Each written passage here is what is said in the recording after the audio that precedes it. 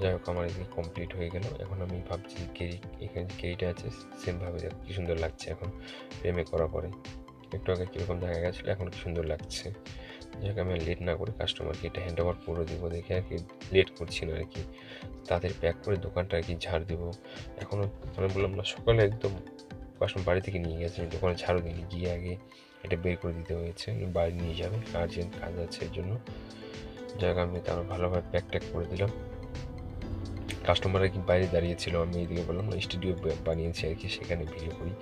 Customer তার বুঝতে পারে না, যাই হোক তার জন্য আমার অসুবিধা হয় না আর কি, ভালোভাবেই আর কি কাজ করতে পারি। তারপরে আমি প্যাক করে নিলাম এটাকে, প্যাক করে আর কি দেরি না করে কাস্টমারকে দিয়ে দেবো আর কি।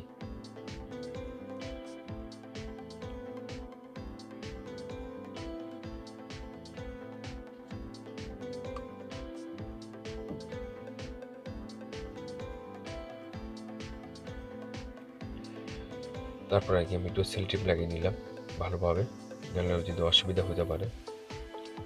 কমপ্লিটভাবে চারদিকে একটু সেল টিপ লাগিয়ে দিব, যেন প্রোডাক্ট একটু ভালো লাস্টিং বা ভালোভাবে থাকে।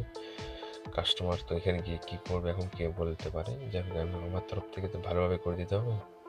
কাস্টমার তারপরে কী করবে এটা কাস্টমার বুঝবে।